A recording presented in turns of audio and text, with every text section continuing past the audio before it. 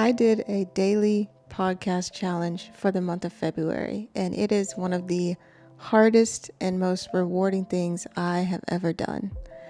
I was inspired to do a daily podcast episode for the month of February by my good friend Matt Gilhooly, who is the host and producer of the Life Shift podcast. He did a daily podcast challenge, and seeing him just go off the cuff, being so vulnerable every day, publishing an episode, which is very hard to do, I was inspired to try that. February is, of course, Black History Month, but it was also the month that we started season 4 last year. So I wanted to commemorate that 1 year milestone in a special way. And I felt like that daily podcast challenge would give me the opportunity to experiment with the format and step away from doing the one-to-one or one-to-two interview style that video podcasts are so known for. It also helped me get out of my perfectionism, which is one of the hardest things to do as a creator sometimes. It's being okay with good enough and developing a workflow that gets you to good enough consistently. And I think that, I was able to learn a lot about my creative process. It was almost like writing a newsletter a day. And for those that don't know, I write the Please Hustle Responsibly newsletter, and it's a newsletter community for creators to learn, connect, and grow. And so I took some of the things that I really wanted to share in that newsletter and kind of put them in a podcast format, essentially. I experimented with deep dives of famous creators. I experimented with trending topics that, are relevant to creators and podcasters and filmmakers and writers. And I experimented with just sharing some of my personal experience with writing grants and moving from Substack to Beehive, all those types of nitty-gritty things that I felt like would be great for an audio format if you're just riding in your car on the way to work in the morning. I think it was really good. I go into more detail in my conversation with Matt Gilhooly, who I'm going to share next, and I really hope you enjoy it and get something out of it, and maybe even join us on a daily podcast challenge this year or the next. Enjoy. Hey everyone, welcome to a very special crossover episode. Matt Gilhooly and I have both completed a daily podcast challenge. I did mine for the month of February. Matt did his last year. And we just wanted to chop it up about our experiences doing something crazy like this, what we hoped for, what we planned for, what we got. Would we do it again? And what are some exciting things that we are looking forward to next in our shows? Matt, thank you so much for being the inspiration for this.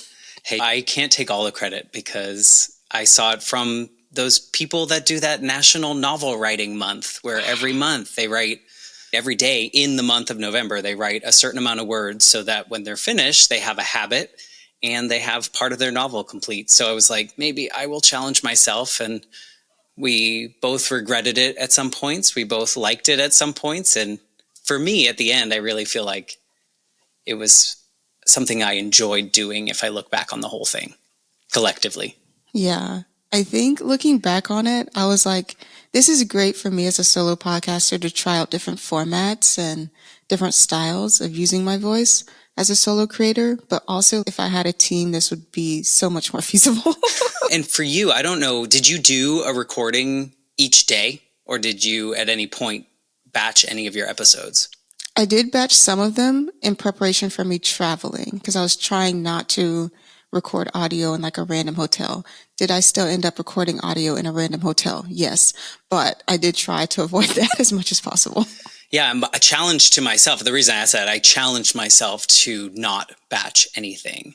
I wanted to work my 9 to 5, get on a recording and figure it out in the moment, and then within an hour release it. That was my goal every day for the month of November. So I picked a shorter month, but not as short as the month you chose. Okay. I think I did batch recording for a lot of the deep dives because they took me so long to write. Mm-hmm. So I would write them all. It would take me like a couple hours to write them, and then I would record them in about an hour and then edit and upload and schedule. So I did that for, I guess, about 8 episodes. And then a lot of the rest were just reaction. So like reacting to things in media and stuff like that. No, I would say listening to all of the episodes that you did, I was really impressed and also thinking I could not do that. There was a lot of work that you put into preparing for most of your episodes, and you had solid information. Not that my episodes were throwaway, but they were a different focus. I had a different goal, I think, with my journey beyond just challenging myself. But for my show is so focused on other people that, in my opinion, this was an opportunity for people to get to know me a little bit more and some of the quirks that I have that I don't really get to show when I'm holding space for someone's deeply personal, tragic story in that capacity. So it's totally different approach, but I didn't have to do what you did, where research is involved and writing out a script and getting everything together. So kudos to you for that extra piece. I hope it was valuable as far as information goes for your audience as well. I think so. Like the 2025 State of Black Businesses episode did really well, and I'm glad that I started with that. I think for me, there will always be part of me that feels like I'm putting myself out there too much. So I didn't aim to tell super personal stories. The opposite. I'm just like, I'm putting myself out there in ways that I feel comfortable with. And even sometimes when I don't feel like I'm being super personal, like when people meet me in person, it feels like they already know me. And so I'm also hyper aware of that. So maybe that's clouding my judgment here, where I'm already like, you guys know enough. Like I'm good with the amount of information about me at this point. Yeah. And what's in my head. So I wanted to do just, I think for me too, it's like bridging the gap between the newsletter and the podcast, because the podcast is so interview focused and the newsletter is largely me. Just, I want to say thought leadership. That sounds so stale, but like my takes on what's happening in the creator economy mixed with my experience. And so I wanted that to be a bridge here as well. And for me, it was like, I treat it kind of like YouTube, just like trying out different creative formats and seeing like what people react to, what they most like, most enjoyed, that sort of thing. Yeah. And I think a lot of people come to you for that industry knowledge and information. And I think like even your Q&A episodes were a little insight into your thoughts on things or your concerns about XYZ part of the community. So I think you were dipping your toes in it, but your show isn't also like focused on that. And I felt like for me, maybe it would be something that people liked. And I think some people did, and some people probably didn't listen because they're like, damn, that's 30 episodes on top of, because I was still releasing regular episodes each week on top of that. So it was a lot. So I don't know. I'm sure I lost some people too because I tried so many episodes. But I think if you didn't know, you wouldn't have, or if you didn't try, you wouldn't have known. So the people you lost were probably people who were lukewarm anyway. Dan Runcie of Travel, he made a very interesting statement about podcasting, which is people treat podcasts like a starting five. Like you have anywhere between 5 to 10 that you regularly rotate through. And in order to get a new podcast in there, one has to leave. Yeah. And so that's an interesting way to think about it, and also probably how I view it. So my thing was, okay, if I'm in somebody's starting 5 to 10 podcasts, how can I increase my chances of moving up to that they start their day with or something? Yeah. No, I'm not concerned about it because I think at the end of the day, my show is a passion project, right? This is, I should say the name of my show. My show is the Life Shift Podcast. And I talk to people about these pivotal moments in their lives that have changed everything. So for me, my mom was killed in an accident when I was 8. And at that moment, my entire life changed from one day to the next. And so I have beautiful, deep conversations with people. And it's not something that I choose to make a business out of, because it just doesn't feel like it aligns in that way. I'm not trying to teach anyone anything. I'm not trying to sell anything to anyone. And so for me, I can take a lot more chances, I think, with a podcast. Like I can put out extra things like 30 days in a row and not have that giant concern. And to your point, if people drop off because it's too much, instead of just deleting the ones they don't want to listen to, then it is what it is. Like I feel like I'm still doing the service to my audience of sharing these stories in hopes that people feel less alone by hearing someone else's similar story or similar emotions or whatever it may be. So a question on that, since I think that is a departure from where the podcast industry feels like it's headed right now. It feels people are still hoping to make podcast businesses a thing and still largely orienting a lot of podcast education and knowledge and conferences around teaching people how to make money from their shows, which is not the goal of everybody, and it's certainly not your goal. So when you were doing this daily podcast challenge, how did you measure success? Like, what were some of the things that you were looking for? I feel like I'm not going to have the answer that you might want me to have. I think I have no expectations. my truly, this sounds so terrible saying out loud, but it was really a selfish thing for me. It was more, can I do this? Can I show more of myself in this space? To your point of, I think my people know too much about me. Can I be as vulnerable as possible with whatever I was talking about that particular day and not worry about it coming out perfectly or worrying about how someone that doesn't resonate with that particular topic feels about it? So for me, it was very much a goal of, can I do this? Can I get comfortable enough? All my guests are doing it. Can I? And can I do it with the pressure of doing it every day after work or on a weekend or whatever it may be to get it out there? So I don't necessarily think I looked at the downloads or engagement on social media as much as I was like, check, I did that and I made it through 30 days of it. No, I like that. I didn't have a number expectation. I wasn't sure anybody was going to want to just listen to me, but I really was hoping for at least 5 people to respond to something that I had put out. I feel like that's a good measurement. Just seeing who's listening. What do they care about? What do they think? How can I start a conversation with this? Which is always the goal, right? And then I really was just hoping for you, just, can I do this? Can I push past this perfectionism mindset to just be comfortable with things not being perfect? The answer is yes, reluctantly, but yes. But yeah, it was hard. And I think too, for me, because I wrote so much of what I did and researched so much before I put anything out, it was almost like a writing challenge in itself too. So it was like writing a newsletter article every day. And that was in itself its own challenge. Like, how can I package an idea that I think is cool in a way that resonates with other people? Yeah. And I think the way you did it also definitely builds your personal brand in a way of, now people know even more, especially the podcast listeners know even more about like the way you tick and the way that you think about things. Like, I think that's so valuable because for those of us that have lots of interview podcasters, we are spotlighting the people that we bring on. And then people are like, who are you? Like, I only get pieces of your story. I only get pieces of your opinions. So I think there's really, that's a cool piece for you to have to push people back to. Here's a piece that I did.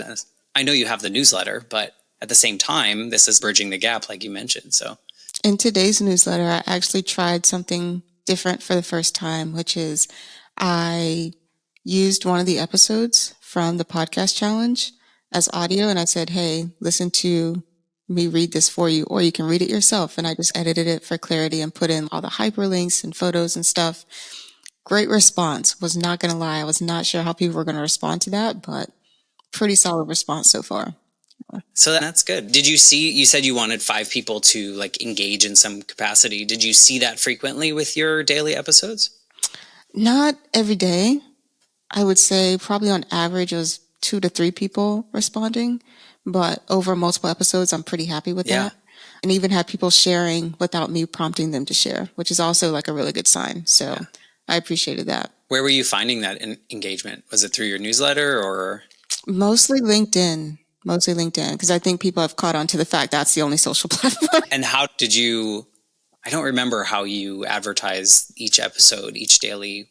You know what? That was one of the things where I was like, we're just going to see what happens. I did not advertise every episode. That's where I think for me, I was like, if a team was doing this, and one person's job was to market, one person's job was to edit, another person was like write and produce, and then you have your host, that would be great.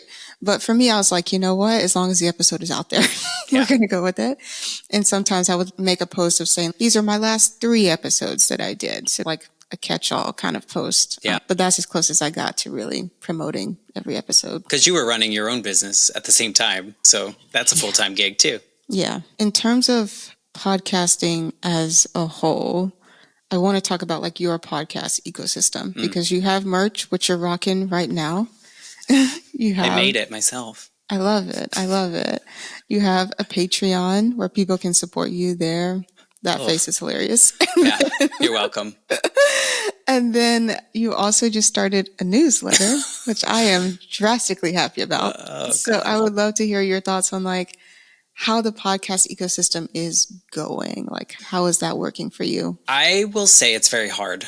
I think it's, as someone that has a full-time job in a totally different industry doing something totally different, it's a lot of work. And I feel, if we're being honest here, I feel like there's a huge responsibility to get it right in some capacity in relation to my guest stories. So I'm holding this really deep, traumatic story or this super inspirational story. What am I supposed to do with it? And how do I do it? And then you have all the noise from the industry, like you were pointing out, like you're supposed to make money and you're supposed to get sponsors and you're supposed to do this on social media and you're supposed to, and I'm like, I'm one person. I'm editing it myself. I'm doing everything myself. How can I do this? So the honest answer is it's really hard. And I don't know how the ecosystem is going. Patreon, I made the face because I started a Patreon maybe a year into the journey. I'm like 100, I think I have 260 total episodes of my podcast, but that includes like bonus and stuff. So I think I have 172 interview episodes. And I started it probably, I don't know, 50 episodes into my journey, the Patreon. And I went stupid. Like I started really dumb where I had 5 tiers of like, there's all these different things. And I'm like, who am I? Like, how am I going to manage this if it actually happens? And so I got up to 30 something Patreon supporters, which was covering like Riverside. It was covering my hosting. It was covering like the expenses, not my time, but the expenses. And that was beautiful. And then about maybe 6 months ago, I decided like, I can't, like it's running me dry and I'm feeling really guilty taking people's $3, $5, $10, whatever they're giving to me. And I don't feel like I'm delivering the extra value that I feel like I should. So I determined that it was best if I was just honest with everyone that I couldn't do that. And I scaled back to just like the lower tier. You're going to get your episode early. You're supporting the Life Shift podcast kind of vibe on the Patreon. I sent individual text messages to everyone saying, hey, this is what I'm doing. I'm so sorry, but this is all I can do at this time. And people are super understanding, obviously super kind. But I went into it thinking like, I have to do this because everyone's, oh, you have to have a subscription model and you have to do merch and you have to do this, that, and the other. So as someone maybe listening that wants to start a podcast, I would dip your toe in each thing when it makes sense and don't feel like all the noise out there is telling you have to do it. It's just a suggestion. You can do it and you can choose to do it. Like the newsletter thing, I don't know if it's going to actually go through because it's just another thing that I will have to do after work or find the time to do right. And so I'm going to cheat a little and use some of the tools that are out there that are available to podcasters. It's an extra fee, but maybe that's another way that I can connect with the audience, share the stories, which are most important for me. I don't know if I answered your question, but I will say it's really frustrating. No, that's so honest and so appreciated. Like, full transparency, I tried merch early on and I just didn't have the audience that wanted to buy merch early on. And I was using like print on demand, so it wasn't hard to cut off. And thankfully, I didn't have any stock for real at the house, so that was fine. But even now, if I were to redo merch, it's okay. Who's going to be fulfilling this? Because that's an extra day that I have to like figure out who's getting what and go to the post office and all these other things that I don't really want to make time to do, for being honest. And then also marketing merch. That's another thing to market. It doesn't just sell itself, unfortunately. It's just not something I'm excited to dip my toe back into yet. Right now, I've been focused on, I have some stickers and stuff that I'll give out if you meet me in person. So when I go to events, I have something to give people. And I also printed out, I don't have it next to me, but I printed out like a poster pamphlet situation. I got a designer to help me on. So that'll be a special gift for people coming to see me at Podcast Movement Evolutions. Oh, nice. So I've been trying to focus on stuff like that. If you see me in person, I'll have something for you. But just having a store online for the sake of having a store online doesn't sound like something that is worth it to me.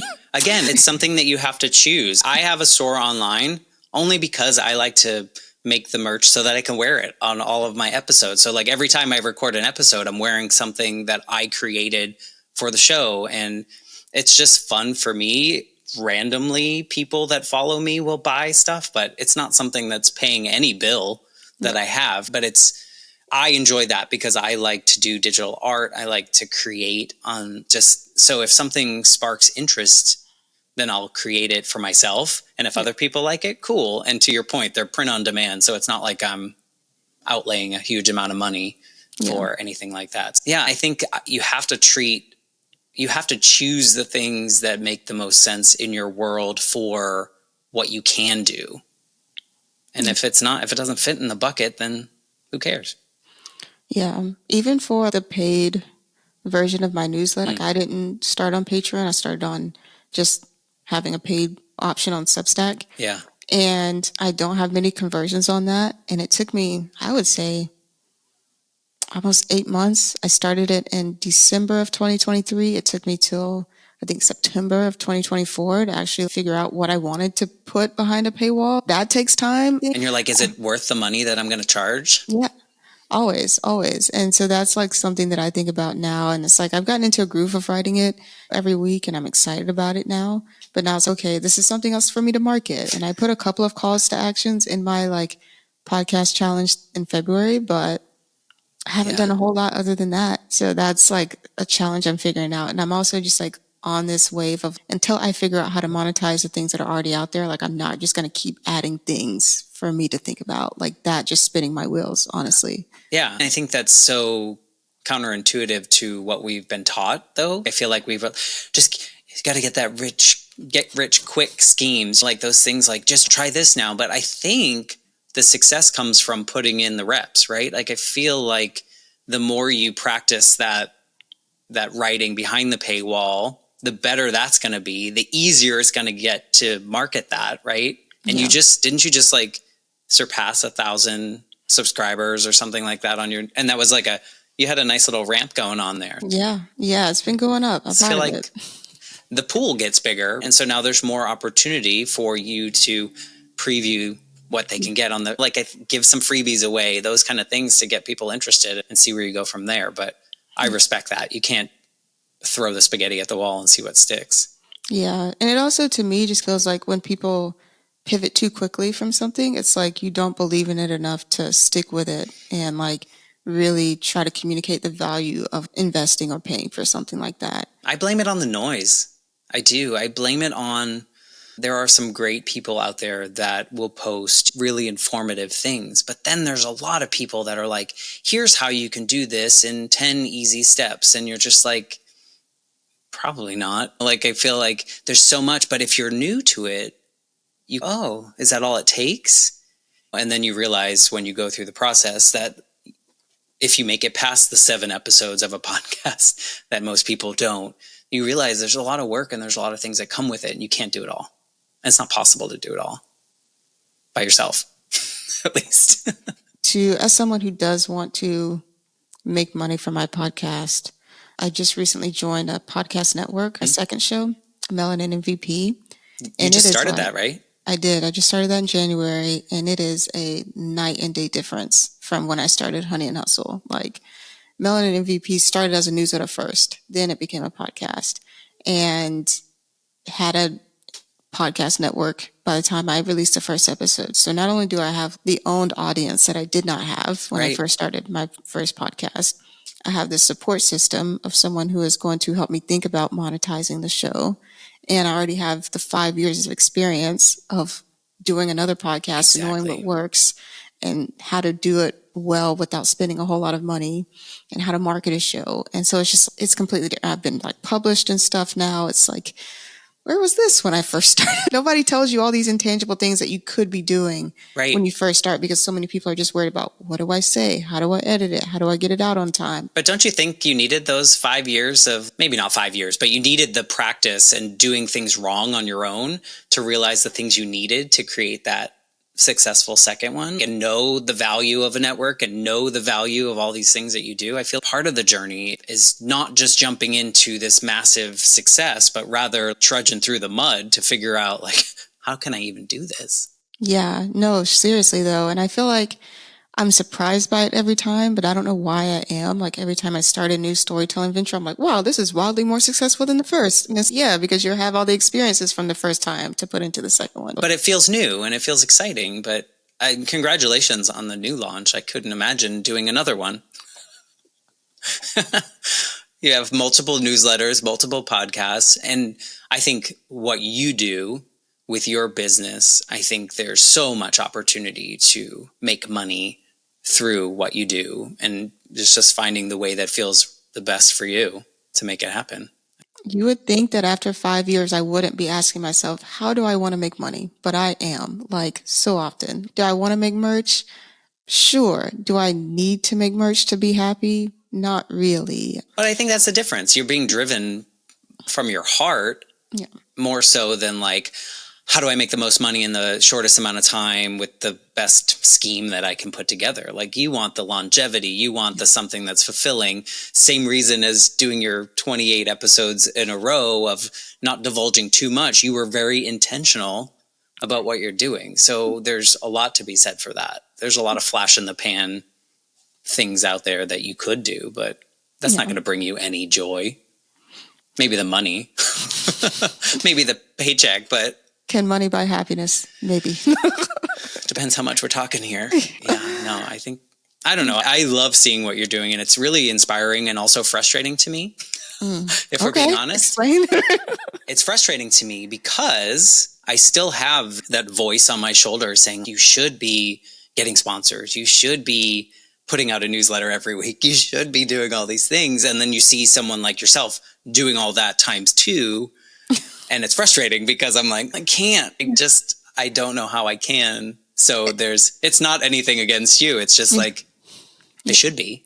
The short answer is that I am a full-time creator, and I didn't realize how much time I didn't have when I had a 9 to 5 until I went full-time, and I was like, hold on, I have way more time to dedicate to this. And I do think that's something that's left out of these conversations that people are having on social media of, here's how to make 10K in 1 month, and here's how to make whatever. These people have infinite amounts of time, and quite frankly, they had a safety net that allowed them the time to be full-time for 6 months to a year to figure it out when it wasn't making money at all. And a lot of people don't have that. When I went full-time, I was leaving a job, so I still had about a month's salary they had to pay me. And I started a new contract. So I never really lapsed in like getting paid each month. But going from like a full-time job in the middle of the pandemic, it was May 2020, to going into a contract job that was largely hybrid because we couldn't be in person, I had vastly more time to dedicate to like a podcast and all these things and YouTube and figuring it out that a lot of people don't have. When you have to put food on the table, like, I can't imagine doing this with like kids and a partner. Like, this would be way harder. And there's just different things to consider. And of course, like, social media can't catch all of that nuance. And I get that. And I want to have respect for that. But also, like, this statement remains. A lot of the people that you see that are talking about, here's all you need to do. And it's, here's all you needed to do. That's what works for you, my friend. That's not this bucket list thing that's going to translate to everyone. Yeah. I think the best part of my journey was, as much as I say that frustrates me and the things I can't do, the best part of my journey was when I realized that I don't have to be Crime Junkies and get a bazillion downloads every episode for my goals with the show to be fulfilled. I don't have to do all these things for the show to be worth my time, whatever time that is for me to do. And so I think you get that. I don't know that a lot of people that don't podcast for like a passion kind of project would get that, because I have like people I know that don't really understand the nuance of podcasting, and they will be like, oh, how many of these do you have? And how many of that do you have? And I'm like, it might sound like a lot. It might sound like not a lot. But for me, it still fulfills like that initial goal of helping share these stories. That's how I feel about podcast awards too. Like, they're great, and I know people that have them, Yeah. but also they're in the same position as me, trying to figure out how to get paid for their next show or their next endeavor or find their next sponsor. Like, it doesn't get you out of those harder conversations around making money as a podcaster. Plus, you got to pay for them. Yeah. Yeah, you have to pay to submit, which I also didn't know until I started looking into it. And like all these unwritten things, it's great to have. I'm not invalidating the people that have podcast awards, but also, is that a measure of success for me? It's hard. It's also hard too to compete with someone that has unlimited resources, like a Wondery or like these bigger publications or publishing houses that will produce these shows. They have the expansive network, right, that they can share. I don't know about you, but I listen to apparently a lot of the same network shows, because when a new show comes out, I have 50 of the same, you should check out this episodes in my feed. And so imagine if I had that on a bigger network with like millions of followers on each show.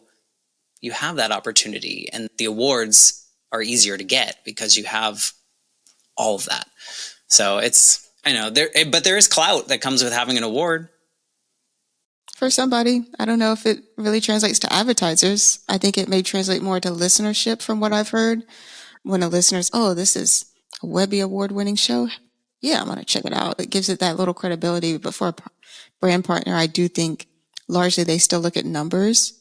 And again, is having huge numbers a measure of success for me in this show? It depends too what you're like. Some people have hyper local podcasts in which, 30 listeners in this hyper local area might be like a win, because they might lead to a job or a lead or something like that gets a $300,000 job that comes along with it.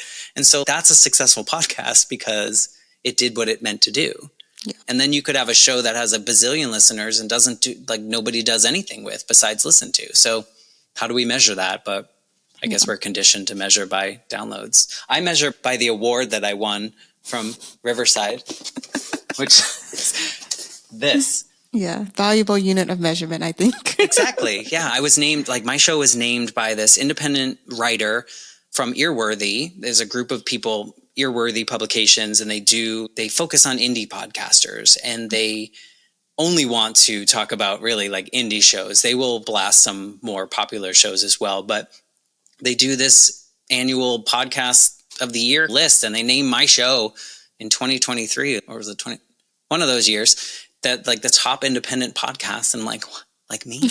And like, it's something like that where you get recognized out of the blue for something like that. And you're like, okay, that is a check mark for me. I didn't have to submit to that. I didn't have to vie for that. It was just like someone out of the kindness of their heart listened through all these podcasts and chose and created a list, and my name happened to be up towards the top. Another nod for you that I definitely think is a win is when your name is in rooms that you're not in. So I did a live with Riverside a couple months ago, I think maybe around this time last year.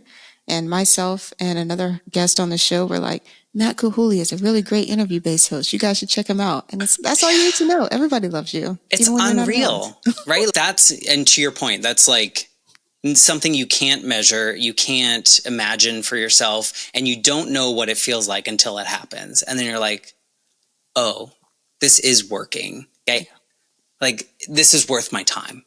Yeah. Like, other people are noticing. So yeah, thank you for that. I love that. And I think it's funny too when I will come across a clip and I'm like, wait, that's my name. Someone just said my name. So really cool. I want to get your thoughts on doing a video podcast, especially for a show like yours, because people are sharing such intimate things and vulnerable things. And also just with the inherent pushback against video podcast, I obviously have my thoughts and opinions and stances on that as a filmmaker. But would love to hear your thoughts on why you thought a video podcast format was the way to go for your show. I never thought that, but I did it. It was just another thing that someone said, and I said, oh, I need to do it.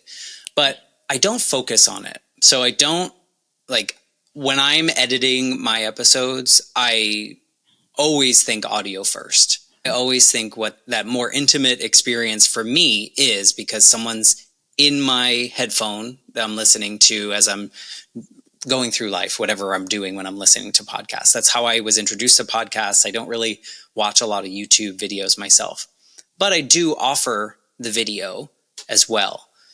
I've only had one instance in which someone was like, I don't want to be on video, and they went by a fake name in that episode because they had a restraining order against people that they were talking about, and so that's what we did there. But I find that most people open up more when we're recording the video, which is really weird.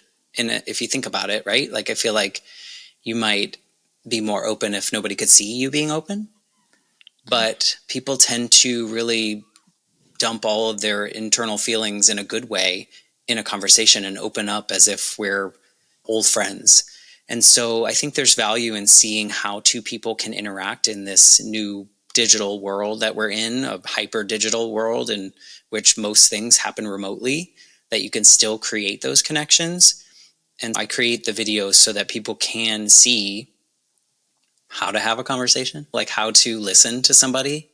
If I look at my episode sound waves, 80% of it is my guest, and like 20% of it's me. And then I think of like the 20, 30-year-old version of Matt who felt like he needed to be heard, needed to be sounding smart every time he said something, to this version where I'm just like, this is your story to tell. I'll be here to ask the questions that I was not allowed to ask when I was a kid because maybe they're too personal. And I think the video allows a different aspect of that conversation to be seen, which is cool. But I don't really put much time into learning YouTube. I just plop it up there and say, have a nice day. See you later. But you're the opposite, aren't you? Do you do video first because of your film background? Yeah, my whole first season, I didn't even put the audio up. It was Really? all video. And I would post the full video to Facebook at the time, and I would post the full video to YouTube. I am a YouTuber in the sense that I like watching a lot of YouTube videos. Like, I've been watching YouTube since I was like in high school. So it's been a part of my personal ethos and culture since my formative years. And there's always a part of me that was like, I want to be a YouTuber. I want to create videos for YouTube at some point. And a lot of my videos really mirror how I felt like YouTube was in its prime. I feel like a lot of people feel like YouTube is in its prime now because of how cheap cameras have gotten and the production quality and all this stuff. Like, people setting up home offices that are just for YouTube. None of that mattered when I was first watching. What mattered was, were you entertaining? Could you record it? Could you actually be funny?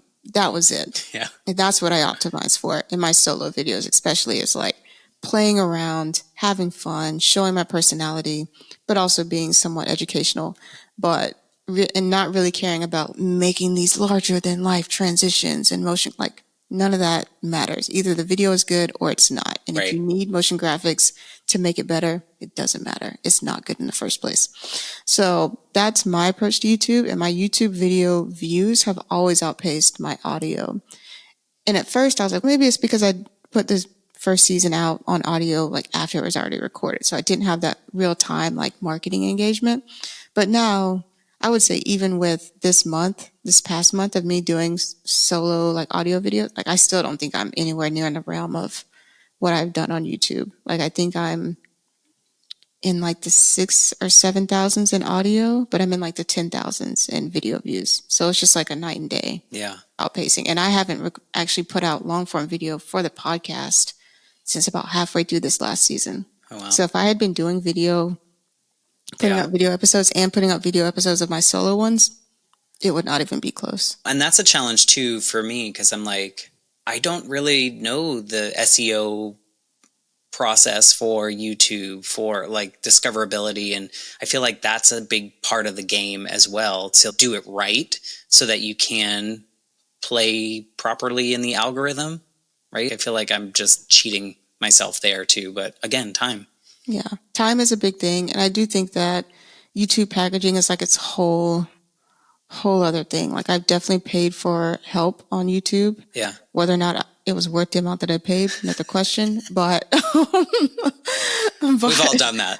Yeah, but I definitely have learned a lot from the people that I've worked with on how to get better at packaging. Am I perfect at it? No, I still haven't hit 1,000 subscribers, but I'm happy with the views that I've gotten Yeah. and with now the consistency that I've been building on the platform. That feels really good. Yeah. No, But yeah, I it's think just it's a whole awesome. different platform. Yeah. But I feel like that's your space. Like you said, it was like your formative years. So it's like comfortable to go there as well. Whereas for me, this is like I'm old, like this vast wasteland of videos everywhere. And how do I compete? So that's why I'm just like, I'm just going to put it there. And if someone, the right person finds it and finds value in it, then it's a win for me. That's my check mark. Yeah. Plus, it's a good marketing tool for the guests, right? Like now they have an extra thing they can point people to. Yeah. No, for sure. I think too, especially as someone who runs a video production company, I think it's also been an interesting cosign. Like when people, I would put and I still do, put a link to my podcast in my email signature. So sometimes when people reach out to me and I respond, they'll click on that link and they'll be like, oh, you had so and so on your show. I love them. Of course I'll work with you. So it's always, Yeah. you didn't even need to look at my portfolio. You looked at my podcast. Like, is that what we're doing?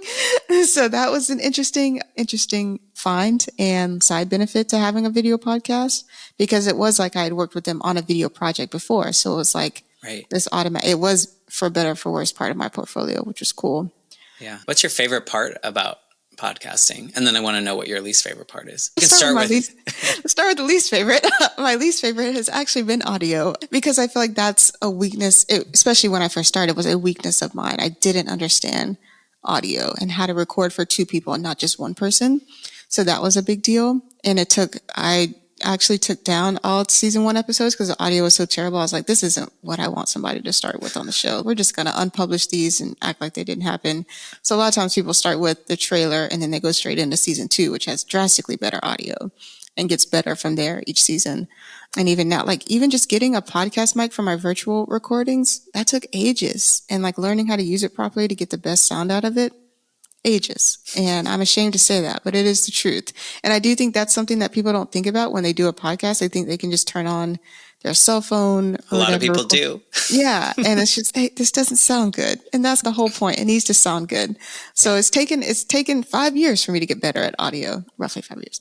And my favorite part, honestly, is the most expensive part, which is filming in person. So if you're surprised by how vulnerable people are willing to be on video, just times that by 10 in person. Because now they're sitting in a room with you. I try to give people water, make sure they have something to drink, a nice soft chair, relaxing vibes. And they're just like, by the end of it, we're old friends. Yeah. And I think a lot of people that I've met in person, I still do keep in contact with everybody. That is also a really big thing too. I feel like it's important for interview-based shows, not just have this revolving door of people coming through, but actually building relationships with people that I have on the show. But for the people that I have in person, that relationship and that affinity happens so much faster than it does with people that I have remotely. I think remotely it takes a few more touch points, a little bit more of me following up after the interview to like really get people comfortable having that two-way street of us talking. Yeah. But in person, it's like, immediate. Oh, you're going to be here? Yeah, I'll see you there, girl. Oh, I'm going this weekend. You should try out this vacation spot. Oh, we should meet up for coffee at this spot. Like just crazy amounts of affinity, which I love. But I do think we're going to try some different things other than just a sit down interview this year. After 100 plus episodes, I'm tired of that format. So that was also maybe my selfish thing with this solo challenge was like, I want to fall in love with podcasting again. Yeah. As you should. Yeah. If you're going to spend so much time doing it, why would you want to do something that doesn't light you up as much as it used to? I think I just got bored with it. And it's not any of my guests' fault. They're all amazing. I love them all. Yeah. But I think just for me as a creator, I get like stir crazy and I'm just like, okay, I've mastered this one thing. Let me go do something else. And that's a point where I was at too. I was like, let me try something else with the podcast and just see what sticks and maybe pave the way for me to do some different styles of in-person podcasting and interviews and stuff like that. So I like it. I think you should like what you're doing. I think so too. Right? I think so, but I think, and I guess here's another maybe perspective on this too as a video podcaster, primarily because video podcasting has blown up within the past year or so, especially with celebrities getting into the video podcast game to varying levels of quality. Sure, absolutely. I think a lot of audio only podcasters are feeling the pinch of why should I do this? This is boring. This is a boring format. I don't want to do it. It doesn't feel innate to me as a creator. My response is always, if you don't like it, don't do it. Just to your point, if you don't enjoy it, don't do it, because this is something that is probably not going to make you a lot of money starting out, if at all. But for me, as someone who started off with this format years ago before it was popular, I'm like, okay, this isn't the only way to do a video podcast. And maybe part of me just wants to spread my wings creatively and be like, I'm a video podcast, but we don't just do sit down interviews. We have done that. We can do that. We are capable of that. But there's also other ways that you can experiment with doing in-person episodes. And I want to get people excited about the format of video podcasting in the way that I'm excited about it as a creator. And again, while I didn't do a lot of video for the solo episodes, some of them I will turn into video episodes, because just what I've noticed with YouTube, you do have to make videos specifically for the platform. And that sounds so simple, but like a video that's going to do well on TikTok may not really do well on YouTube. And so that's something that I think about as well. So more time. Yeah. That comes along with it. No, but I think that's great. I think it's your podcast. You could do whatever you want. And you're seemingly really in touch with your audience as well, and asking them questions and them asking you questions. I feel like that's an easy win of, do you like this? I like it. This is what I'm going to do. How do you feel about this new vibe? And you have that comfortable connection with them to figure that out. Yeah. Go for it. I try to. We'll see. But I think it's going to be fun. Yeah. At least I'm going to have fun. And I hope that fun translates to them. Oh, it will. Yeah, for sure. I think of video as, I have it, why not use it? Versus I'm crafting something specifically for video. I'm crafting something specifically for audio, but I happen to have the video. So why wouldn't I use it? For you, then what are your favorite and least favorite parts of podcasting? We'll start with least favorite, and that is marketing the podcast. And part of me is, I feel like I'm screaming into the void sometimes, where I'm just like, here it is, everyone, and I understand that people that see your posts aren't always going to engage with your posts, but they still might see it, and it might resonate, and it might do all the things that you want it to do, but you just don't know. So I understand that, but sometimes it feels like, yeah, Matt, we know you have a podcast and you had a really inspiring guest on, and they have a really important story. We know, we get it. And so every time I post, I'm like, so the marketing part is really the part I think hate is the wrong word, but it's the part that I feel that I wish I liked more, and I wish I felt I was good at it. And that's the thing on, if I can outsource anything, that's probably going to be the thing that I'm going to outsource some help with, because it's not as natural as I want it to feel for me. So that's the part that I struggle with the most, I should say, not hate. And the thing I love the most is like twofold. One, obviously, I love that I get to hear and witness these stories. Because I think of the 8-year-old version of me whose mom just died and felt like I was the only kid who had a dead mom. I just felt so alone in that. And growing up, I thought my dad needed to see that I was happy, and I needed to be perfect so he wouldn't leave, because when I was a kid, it felt like my mom left because she died. And so if I had been able to see a 40-year-old version of Matt being successful or doing whatever he wanted to do, and realizing that, oh, there's hope. You're not alone. Other people have gone through this. So I think about that when I hold space for these particular stories. It just feels maybe this person is going to heal from sharing their story. Maybe someone out there am I the only one going through this? And they hear it. So I think that's my favorite part, in tandem with the fact that the show feels like it's doing what it's supposed to do, because I haven't had to look for a guest since October 2022. So like, I get so many pitches. Obviously, some of them are terrible and we just don't talk about those. But I get so many like really hyper-focused, super specific pitches from people that like want to share their story in a way that they haven't shared it before, or whatever it may be. For the first time, I had a lot of people that have come on and shared this like publicly for the first time. And that part is just who me, like that little kid in me is like, you pick me, like when you were saying people talk about me when I'm not in the room, like me.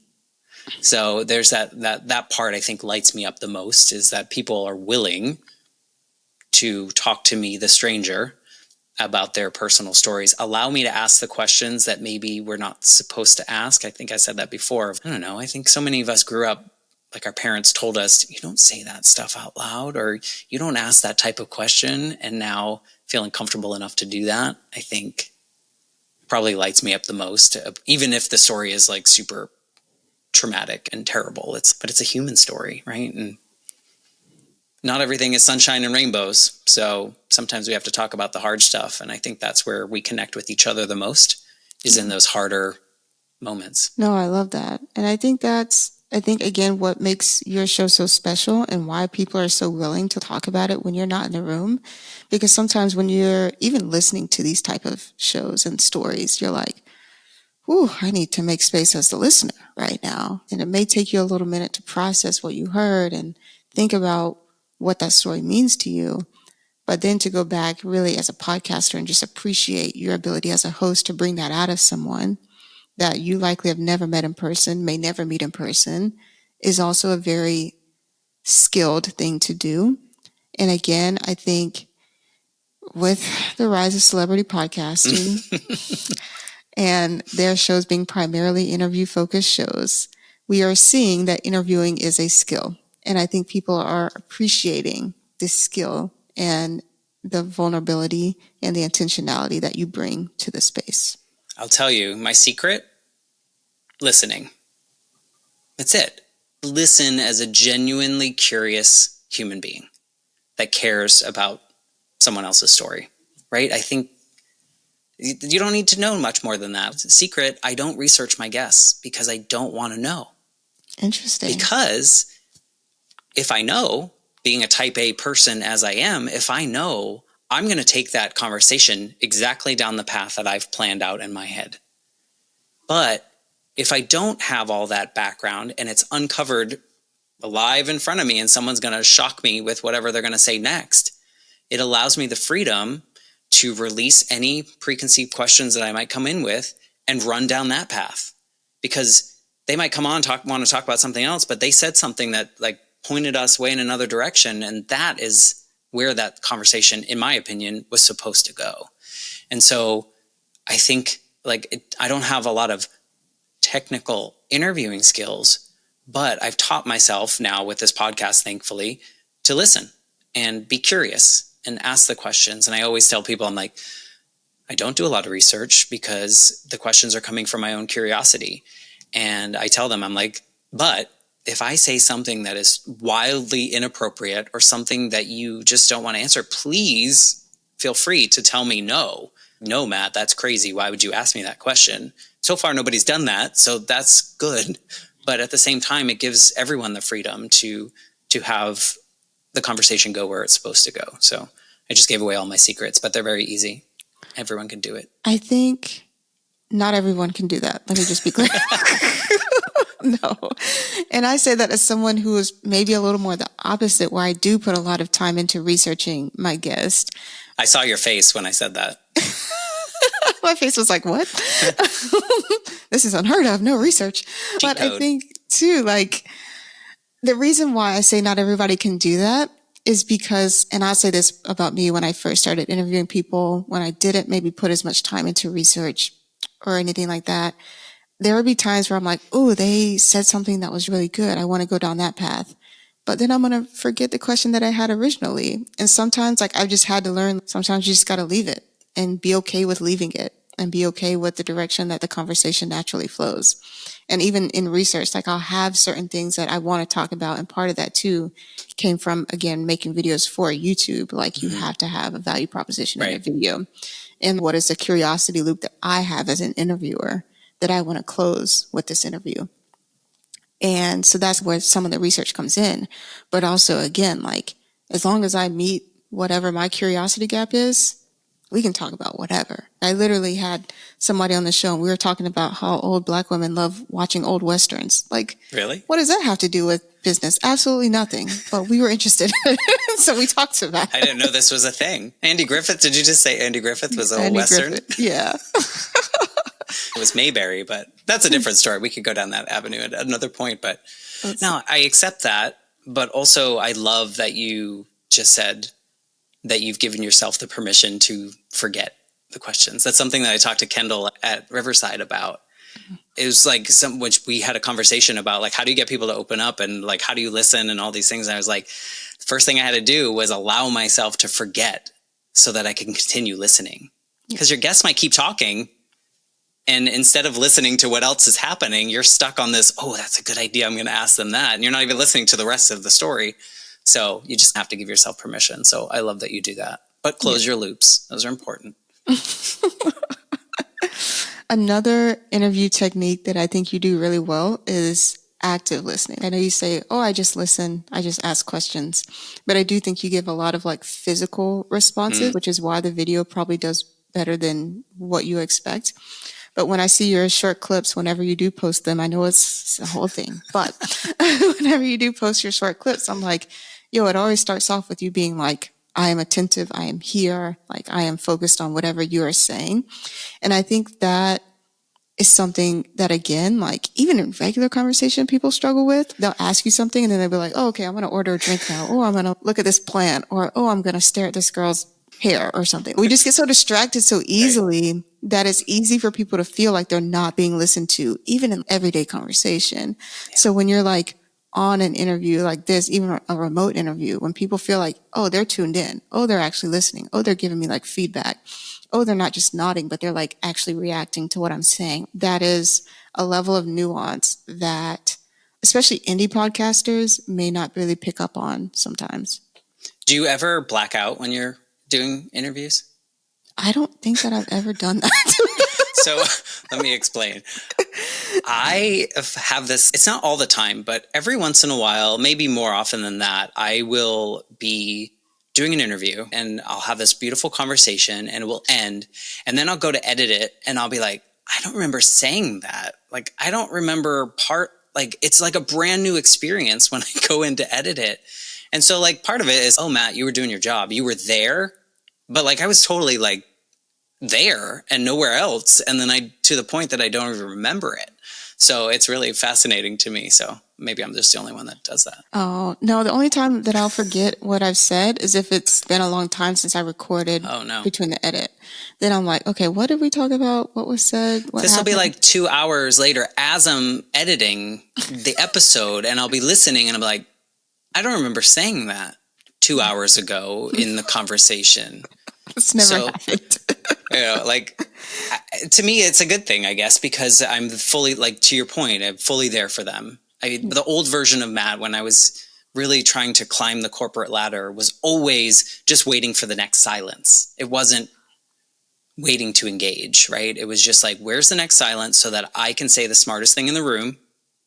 That was on my piece of paper. I wasn't listening to anyone else. I don't know what I just showed you. So it's a nice thing to notice these little silly quirks that I have now when I listen. It's just, I don't know. I love this journey. I don't care if I don't make a ton of money from it. I don't care that everyone has hobbies, right, that you pay for. So if I'm spending some money every month to do this that makes me feel this good, then I feel like we're all winning. I want to go back. So you've said this a couple times in this conversation where you will say, when I was younger, I just wanted to be the smartest person in the room. And I would always be looking for an opportunity to show that I was the smartest person in the room.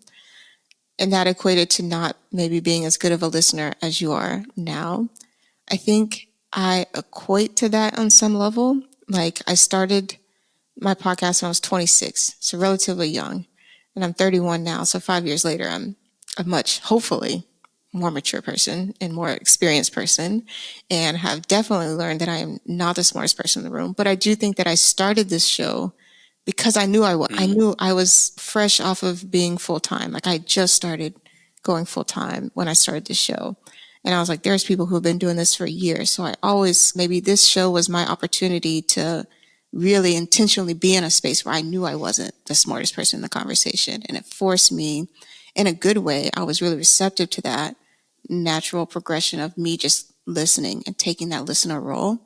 But I don't think that a lot of people would put themselves in that position knowingly a lot of times, like pre-30. Because again, like we are focused on having career sustainability. We're trying to grow our income. We're trying to do all the things that we think we're capable of in our 20s that maybe are just interesting stepping stones into who we are as people. Yeah. No, I think that's commendable. I don't think a lot of people in their 20s would choose to do something that maybe would make them uncomfortable, their normal kind of route. I was very much, and I still have the perfectionist tendencies to me that was like, I don't want to choose a lot of things that I know that I might not be good at. I don't know for sure that I'm good at, maybe is a better way to say that. Like, I would choose the easiest classes in school because I knew I was going to get an A, and therefore my family would be proud, and like all the things that would snowball in that way. And so during the pandemic, I got a second master's degree because I was bored. And when I went into it, I told myself that I was only going to choose the electives that scared me.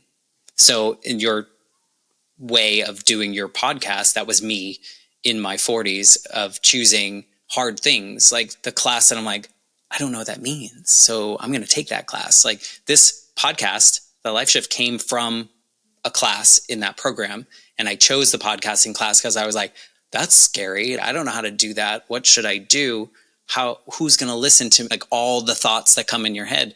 But then it forced me to do it, and here we are. I'm starting my 4th year in this month. So you never know. These things probably are the things we should be doing. The things that are hard, that are scary, bring us to those points. I have a question. So I didn't know you were 4 years in, but that does make sense with the timeline.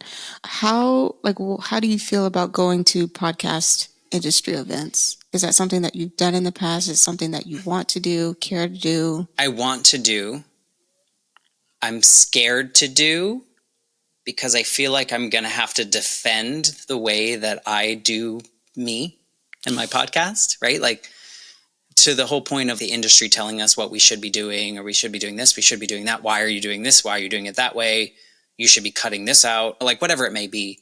So I haven't gone yet. I live in Orlando, which is right down the street from Podfest, or I think that's what it's called, right? Yeah. Every January. I even had a free ticket like 2 years ago, and I didn't go because I do have this fear, I don't know why, that I'm going to have to defend things or make it, I don't know. I don't know why I don't go, but I should go because I like talking to other podcasters. I haven't been to Podfest yet, but I have been to a couple podcast events and hoping to do a couple more this year. They're fun. I've never felt like I've had to defend That's good. myself. I have definitely been in situations where I felt uncomfortable. I would love to go and be part of a panel. Have you done that yet? No. Yes. Okay. I did a panel last year at Afros and Audio. I would love to do another panel. They feel so much less stressful than developing a talk. My God. But yeah. So yeah, I would love to do a panel again. So if you ever want to do a panel. Yeah. I feel like that's how I dip my toe in it. Oh, I have to go because I'm part of this panel, but also now I can interact with all the other podcasters. Yeah. And I feel like having just that speaker badge just puts people at ease. Like then you don't really have to defend. And there's really nothing to defend, right? Because this is mine. I can do whatever I want with my show. Yeah. So there's nothing to defend. I think it's just that perfectionist thing. And I think it's, as soon as I go, I would realize like, why did I wait? But also it's the apprehension. It's the pre-nervousness of actually going that I just haven't gone yet. So maybe next year or later this year. I'm sure there are places to go. Yeah. Okay. I just wanted to plant the seed. Yeah, planted. There is soil and water. It's germinating. Is that the word? That is the word, I think. We're going to go with it even if it's not. How about that? Because this is our show.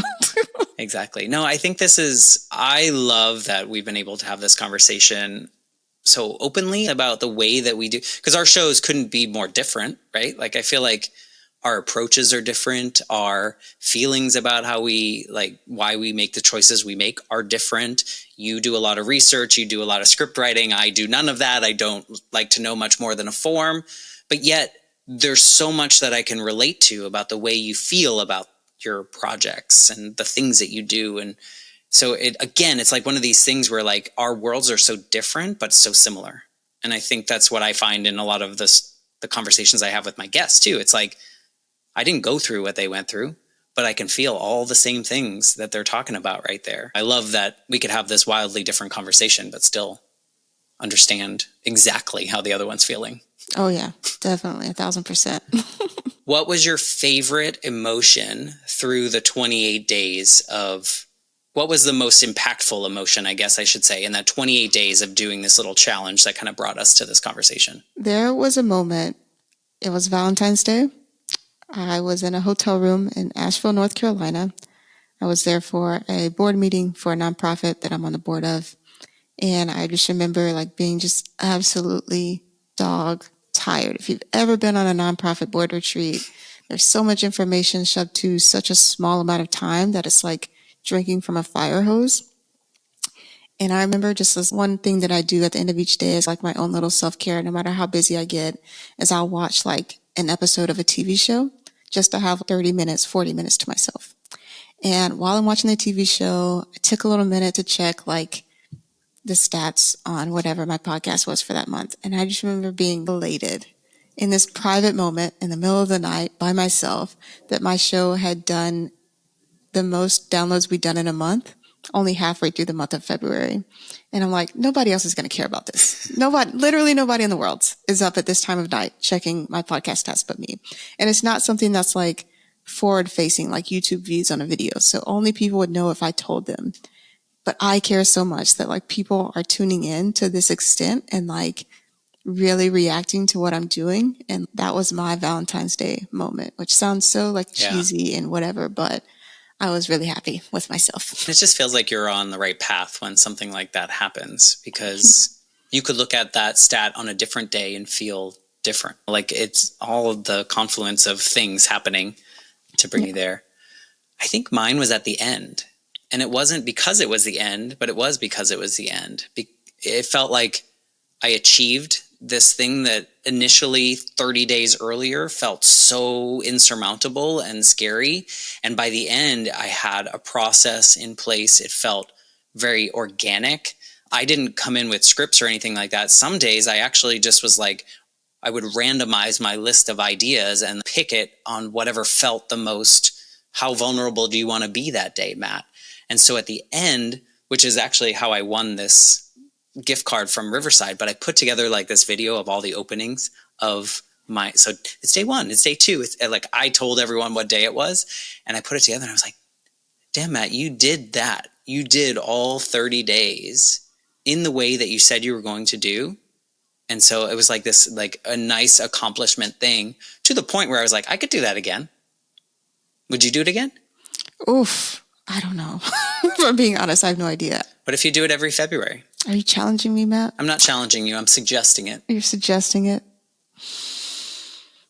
I will consider it. My anaconda will consider it. What if you do a very similar approach to what you did each day, and it becomes this formulaic, each day you have this thing, and then you can look back on your Februarys from the past. I will consider it. One crazy idea I had was actually doing a video with each episode every day if I did it again. That's what I did. But it was just like me talking to the screen and saying lots of things. I think I might have cried in one of them. I'm not sure.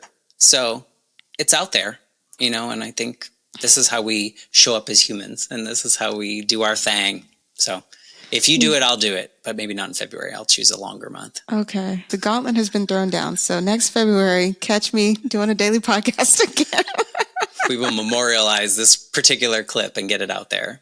No, thank you for wanting to chat about this. I think beyond this challenge, it's so fun to talk to other people about their process and the way they approach things. And I feel like I know you so much better, even though I feel like I know you through reading your newsletter and all the other pieces. But like, this was the extra piece of like humanity that comes into the behind the creator kind of feeling. So thank you for this. So. That to me is the best compliment ever. Honestly, that's a win for me to hear that. So I remember we had a conversation on Zoom 2 years ago, maybe.